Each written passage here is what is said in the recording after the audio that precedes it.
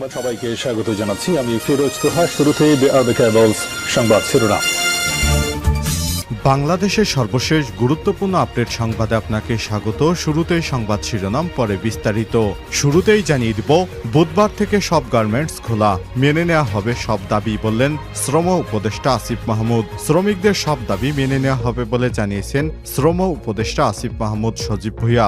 বুধবার সব গার্মেন্টস খোলা থাকবে বলেও জানিয়েছেন তিনি। মঙ্গলবার 24শে সেপ্টেম্বর সচিবালয়ে সম্প্রতি দেশে চলমান শ্রমিক অসন্তোষের কারণে শ্রমিক এবং মালিক পক্ষের বৈঠকের পর সাংবাদিকদের তিনি সব কথা বলেন।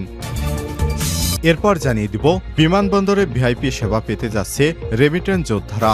আগামী 2 সপ্তাহ থেকে 1 মাসের মধ্যে বিমানবন্দরে মধ্যপ্রাচ্যগামী কর্মীদের জন্য ভিআইপি সেবা চালু হবে বলে জানিয়েছেন প্রবাসী কল্যাণ এবং বৈদেশিক কর্মসংস্থান মন্ত্রণালয়ের উপদেষ্টা ডক্টর আসিফ নজরুল। এদিকে জুলাই আগস্টে গণঅভ্যুত্থানে নিহত 708 জনের তালিকা প্রকাশ। বৈষম্যবিরোধী ছাত্র আন্দোলনে ছাত্র জনতার অভ্যুত্থানে শহীদদের নামের তালিকা প্রকাশ করেছে স্বাস্থ্য মন্ত্রণালয়। তালিকার প্রাথমিকভাবে 708 জন শহীদের পরিচয় জমা দেওয়া হয়েছে, যা পরবর্তী আরও বাড়তে পারে বলে জানা গেছে। এদিকে মোদি ইউনুস বৈঠক কেন হয়নি স্পষ্ট করলেন ভারতের পররাষ্ট্র সচিব। জাতিসংঘের সাধারণ অধিবেশনকে ঘিরে নিউ ইয়র্কে সফররত ভারতের প্রধানমন্ত্রী নরেন্দ্র মোদী এবং বাংলাদেশের অন্তর্বর্তীকালীন সরকারের প্রধান উপদেষ্টা ডক্টর মোহাম্মদ ইউনুসের সম্ভাব্য বৈঠকটি কী কারণে হয়নি তার ব্যাখ্যা দিয়েছে নয়াদিল্লি। দেশটির পররাষ্ট্র মন্ত্রণালয়ের পক্ষ থেকে বলা হয়েছে, দুই দেশের বৈঠক না হওয়ার প্রধান কারণ অপেক্ষাকৃত সংক্ষিপ্ত সফরসূচি, যেখানে তারা একই সময় নিউ ইয়র্কে অবস্থান করেনি। এবারে জানাবো, বুধবার থেকে আইন শৃঙ্খলা পরিস্থিতি অবনতি দেওয়া হবে না, বললেন স্বরাষ্ট্র উপদেষ্টা। বুধবার থেকে আইন শৃঙ্খলা পরিস্থিতি কোনো অবস্থাতেই অবনতি দেওয়া হবে না বলে জানিয়েছেন স্বরাষ্ট্র উপদেষ্টা মোহাম্মদ জাহাঙ্গীর আলম চৌধুরী। তিনি বলেছেন, ষড়যন্ত্রকারীরা উস্কানির মাধ্যমে গার্মেন্টস শিল্প ধ্বংস করতে চায়, তাদের শক্ত হাতে দমন করতে হবে। এবং সর্বশেষ জানিয়ে দিব, মুম্বাই ঘেরাও করতে হাজার হাজার মুসল্লিদের পদযাত্রা। নেপথ্যে কি? অল ইন্ডিয়া মজলিসি ইত্তেহাদুল মুসলিম দলের সাবেক সংসদ সদস্য ইমতিয়াজ জলিলের নেতৃত্বে বিভিন্ন রাজনৈতিক দল এবং সামাজিক সংগঠনের নেতাকর্মীরা মুম্বাইয়ের উদ্দেশ্যে পদযাত্রা শুরু করেছেন। গতকাল সোমবার 23শে সেপ্টেম্বর সন্ধ্যায় তারা শতাধিক গাড়িতে করে ছত্রপতি সম্ভাজিনগর থেকে মুম্বাইয়ের উদ্দেশ্যে যাত্রা করেন। মূলত ইসলাম নিয়ে কটূক্তি করায় বিজেপি বিধায়ক নিতাশ রানে এবং ধর্মগুরু রামগিরি মহারাজের বিরুদ্ধে পদক্ষেপ নিতে তারা এই পদযাত্রা শুরু করেন। প্রিয় দর্শক, মুম্বাই ঘেরাও করতে হাজার হাজার মুসল্লি নিয়ে তারা সামনের দিকে এগিয়ে যাচ্ছে। 12,000 মুসল্লি পদযাত্রা করে এক পর্যায়ে মুলুন্ডু টোল প্লাজায় পৌঁছানোর পর সেখানে জেলা কালেক্টর এবং অন্যান্য প্রতিনিধিদের কাছে ধর্ম নিয়ে কটূক্তি করায় নিতেশ রানে এবং ধর্মগুরুর বিরুদ্ধে পদক্ষেপ নেওয়ার আবেদন জানায় তারা। প্রিয় দর্শক, এতক্ষণ শুনছিলেন সংবাদ শিরোনাম, এবারে বিস্তারিত। তবে তার আগে বন্ধুরা, অনুরোধ থাকবে এই সংবাদটিতে একটি লাইক দিন। এই চ্যানেলে আপনি নতুন হয়ে থাকলে আমাদের সংবাদটি দেখতে দেখতে চ্যানেলটি সাবস্ক্রাইব করে রাখুন। কমেন্ট করে আপনার মূল্যবান মতামত জানিয়ে দিন বন্ধুরা, আপনি বিশ্বের কোন দেশ থেকে বা বাংলাদেশের কোন স্থান থেকে আমাদের সংবাদটি দেখছেন এবং শুনছেন। এবারে বিস্তারিত। বুধবার থেকে সব গার্মেন্টস খোলা, মেনে নেওয়া হবে সব দাবি, বললেন শ্রম উপদেষ্টা।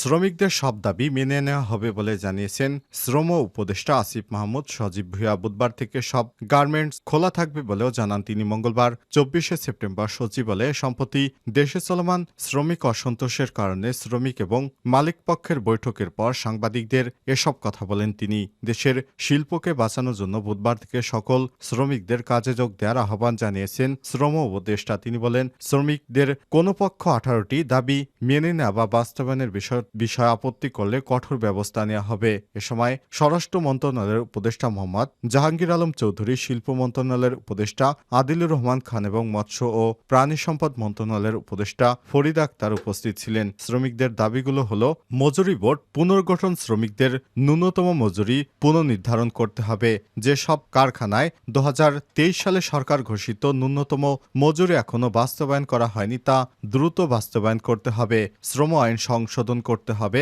কোনো শ্রমিকের চাকরি 5 বছর পূর্বের পর চাকরি থেকে অব্যাহতি দিলে চাকরিচ্যুত হলে একটি বেসিকের সমান অর্থাৎ কিছু টাকা দিতে হবে। এর সঙ্গে সাংঘর্ষিক শ্রম আইনের 27 ধারাসহ সব ধারাসমূহ সংশোধন করতে হবে।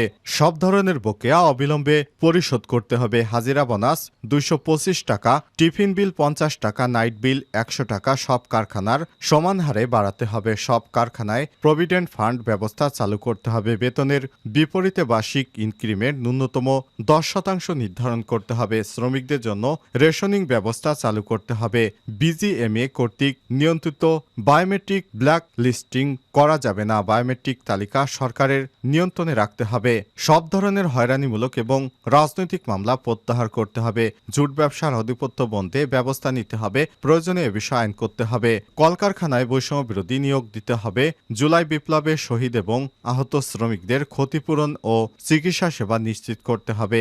রানা প্লাজা এবং তাজরিন ফ্যাশন দুর্ঘটনায় ক্ষতিগ্রস্তদের কল্যাণে তদন্তে যথাযথ ব্যবস্থা নিতে হবে। শ্রম আইন অনুযায়ী কলকারখানায় ডে কেয়ার সেন্টার স্থাপন করতে হবে। অন্যায্যভাবে শ্রমিক ছাঁটাই বন্ধ করতে হবে। নারী শ্রমিকদের মাতৃত্বকালীন ছুটির মেয়াদ 120 দিন নির্ধারণ করতে হবে। বিমানবন্দরে ভিআইপি সেবা পেতে যাচ্ছেন রেমিটেন্স যোদ্ধারা। আগামী 2 সপ্তাহ থেকে 1 মাসের মধ্যে বিমানবন্দরে মধ্যপ্রাচ্যগামী কর্মীদের জন্য ভিআইপি সেবা চালু হবে বলে জানিয়েছেন প্রবাসী কল্যাণ ও বৈদেশিক কর্মসংস্থান মন্ত্রণালয়ের উপদেষ্টা আসিফ নজরুল। মঙ্গলবার 24শে সেপ্টেম্বর প্রবাসী কল্যাণ মন্ত্রণালয়ে এক সংবাদ সম্মেলনে সব কথা জানান প্রবাসী কল্যাণ উপদেষ্টা আসিফ নজরুল। বলেন, প্রধান উপদেষ্টার আগ্রহের এবং উৎসাহের ভিত্তিতে আমাদের যারা রেমিটেন্স যোদ্ধা আছেন তাদের বিমানবন্দরে ভিআইপি সার্ভিস দিব। একজন ভিআইপি যখন বিমানবন্দরে যায় তখন তার সঙ্গে লাগেজ এবং চেকিং এর জন্য একজন থাকে। ইমিগ্রেশন করার সময় পাশে একজন থাকে। প্রত্যেকটা স্তরে আমরা নিরূপণ সেবা চালু করব। প্রবাসী উপদেষ্টা বলেন, প্রথম স্তরে আমরা মধ্যপ্রাচ্যকে টার্গেট করেছি, ইউরোপ পরে করব। মধ্যপ্রাচ্যে আমাদের অধিকাংশ শ্রমবাজার। প্রথম স্তরে মধ্যপ্রাচ্যে যে সমস্ত শ্রমিক যাচ্ছে ওনারা যখন ফেরত আসবে একজন ভিআইপি যেরকম সেবা পান সেটা পাবেন। আমরা লাউঞ্জ ব্যবহার করার চেষ্টা করছি। জুলাই আগস্টে গণঅভ্যুত্থানে নিহত 708 জনের তালিকা প্রকাশ।